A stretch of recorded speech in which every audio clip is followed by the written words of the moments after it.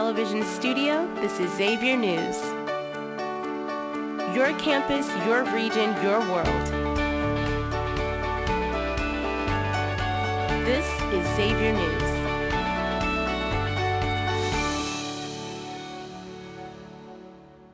Good afternoon, everyone. Today is March 27th. My name is Grace Monroe. And my name is Gus Cornwell. Welcome back to Xavier News. On the menu for this week's Food Truck Friday is brownies. That's right, tonight from 5 to 7 p.m., Sugar Snap Sweet Treats will be parked in front of Gallagher Student Center with all this chocolatey goodness. But make sure to get there fast. The event is limited to the first 150 students, and you don't want to miss it. Who's ready to rock? Tonight from 9 to 11 p.m. in the Hub, the Office of Student Involvement has something special for you. During OSI Muskie's Rock the Wreck, you can enjoy a night of energy, activities, and more. You'll be able to do activities such as puppy yoga, bumper cars, a rage room, and so much more. Whether you come with friends or by yourself, we're certain you'll have an awesome time. Make sure you register for free on EngageXU if you haven't already. Later today, Four Paws and Sweet are bringing a whole new meaning to Downward Dog. From 9:30 to 10:30 p.m., Puppy Yoga will take place at the Health United building. To participate, you must join Recreational Sport Group Fitness on campus groups. To quote their page, this may not be the most zen yoga session, so be aware. But the cute puppies will make up for the chaos. Muskies, this Saturday is Community Action Day, Xavier's largest community service event. Volunteers will meet at 9 a.m. in the Xavier Yard for breakfast before splitting into groups and serving the community. All across Cincinnati, and afterwards there will be a reflection on the experience, followed by a group lunch back on campus around 1 p.m. This is a great opportunity for Musketeers to branch out of their comfort zone and provide meaningful service to their local community. You can register for free on EngageXU. Need a fun way to spend the night? The Cincinnati Art Museum has got you covered with Art After Dark. On the last Friday of every month, running from today, March 27th, to October 30th, you can step into a world of creativity and wonder. Visitors can see exhibitions, live entertainment, and more. Come on down to see some of the great art our city has to offer. Come on down to Memorial Hall to see candlelight concerts, the best of the Beatles. With a little help from your friends, you can twist and shout tonight at 8:30 p.m. Listen to songs like Here Comes the Sun, Blackbird, Hey Jude, and more. You can purchase tickets at cincinnatitheater.com/shows. Don't let me down and experience Beatlemania for yourself. Don't go anywhere just yet. We'll be right back with more stories.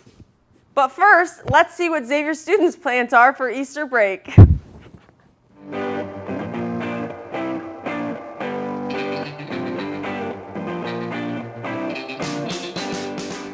What's up, Xavier Nation? Welcome back to another Question of the Week segment. I'm your host, Dylan Grinko, and your question of the week is, what are you doing over Easter break? And I'm here with Maddie. So, Maddie, what are you doing over Easter break? I'm going home to see my family. That's always nice. And I'm with Lizzie. So, Lizzie, what are you doing over this wonderful Easter break? I'm going to Florida with my family. Fun, fun. And I'm joined by the lovely Sean Schneider. So, Sean Snyder, what are you doing over this wonderful Easter break? I'm gonna go to Zion National Park. Nice, have fun. I'm going to meet up with one of my high school teachers. Oh, that's awesome. I'm going home to spend time with my family. Nice.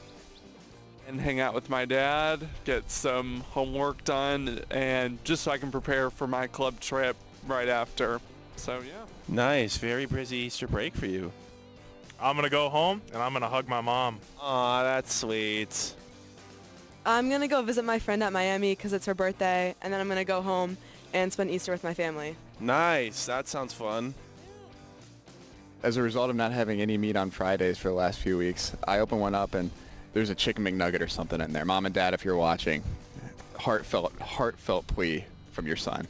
Very interesting, Ben. Thank you for your answer. Thank you, Dad. I'm going to be spending time with my favorite cat, Hemi. Aw, that's sweet. I'm going to spend some time with my family and steal Easter eggs from my younger cousins. Give a little extra attention to my pet bunny since it's this big day. That is awesome, especially stealing Easter eggs. I love that. Over Easter break, I'm just going to work and just spend time with my family, That's always fun. I'm probably going to go home, spend some time with my family, go to Sunday Mass with them, and just, hang out with my family. Nice, nice. For Thursday and Friday, I'm going to be going to some local services at churches in Cincinnati, and then Saturday and Sunday, I'm going to be going home and spending Easter with my family. Nice, nice. Have fun with that.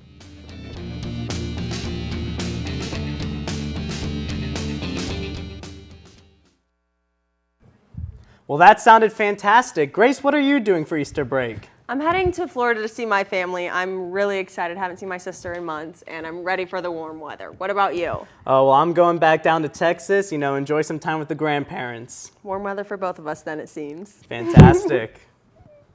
Well, it's that special time of year, folks. Yesterday, the Cincinnati Reds opened their doors for opening day, marking the official start of the MLB season.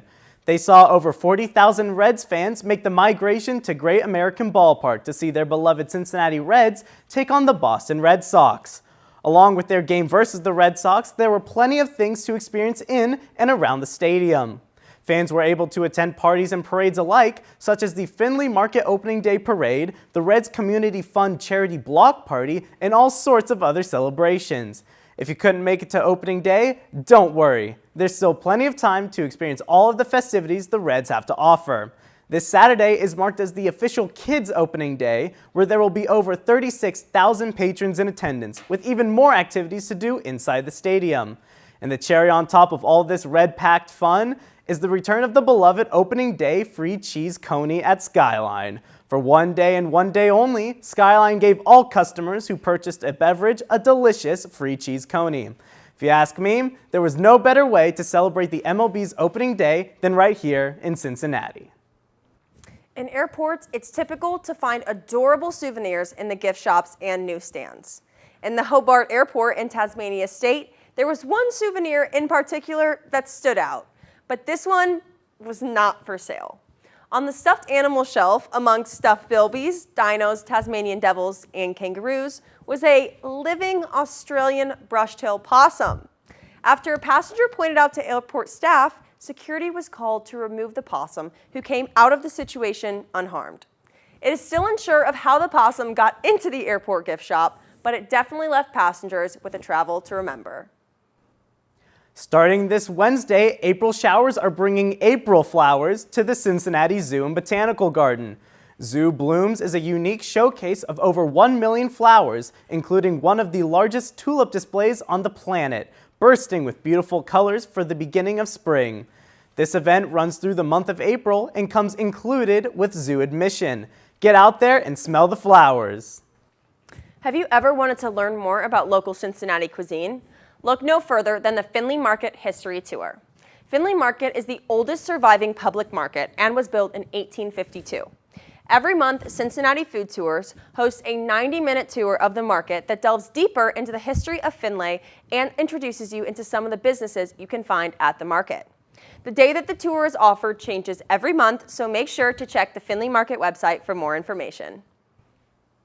Ryan Gosling's sci-fi flick Project Hail Mary is now the biggest box office debut of 2026 so far. Directed by Phil Lord and Christopher Miller, the same duo who brought you the Lego Movie and 21 Jump Street, Project Hail Mary follows a science teacher turned astronaut who has no idea how he got to space. The film is adapted from the Andy Weir book of the same name, who also wrote what would become Matt Damon's iconic movie, The Martian. Now is the perfect time to check it out, as OSI is taking Xavier students to see the movie from 1 to 5 on Sunday. Buses leave Querido between 1 and 1:15. The movie is over 2.5 hours long, so be sure to get plenty of popcorn. On Monday, March 23rd, President Donald Trump sent Immigration and Customs Enforcement agents around the country to assist TSA at airports. Reports are that ICE will be guarding exits, handling non-screening tasks, along with other tasks as well. They have been spotted at 14 different airports, including Cleveland Hopkins International Airport, Chicago O'Hare International Airport, and John F. Kennedy International Airports. While the story is ongoing, many early reports say that the agent's impacts are mixed or could easily be missed. That's all for our weekly news. Up next is Dylan with your weekend weather report. As we heard, Project Hail Mary is currently the biggest box office debut of 2026. So Topher Smith tells us more about the movie. Good evening, Xavier University. My name is Topher Smith, and today, me and my best buddy Jesse are at the Kenwood Theater ready to see Project Hail Mary. This is going to be a sci-fi movie directed by Phil Lord and Chris Miller, and it stars me. That's right, I'm in the movie. Just kidding, it's Ryan Gosling. Okay, guys, let's see how this movie is. All right, we just walked out of the theater from seeing Project Hail Mary. Jesse, what did you think? I thought it was a very good movie, very fun. I'm really glad the way it ended. Yeah, it had a really good ending. I won't spoil it, but it ended very good. Unfortunately, the theater did have a fire alarm happen, so that kind of sucked. But we got to finish the movie, and it was very good. It was worth it to stick around for the end. So, if you have time, it was. Yeah, Jesse. Very worth it. Says worth it. Yeah, it's very, very good. So if you have time, please see Project Hail Mary now in theaters. Have a good day, Xavier. What's going on, Musketeers? My name is Dylan Gringo, and this is your weekend weather report. So for the rest of the day, Friday, we're going to have some showers with a high of 71 and a low of 38. For Saturday, it's going to be more clear out with a high of 51 and a low of 30. And Sunday, we're going to have a high of 63 and a low of 36 with some clouds. That's all for your weekend weather report. We'll be right back with Jill on sports.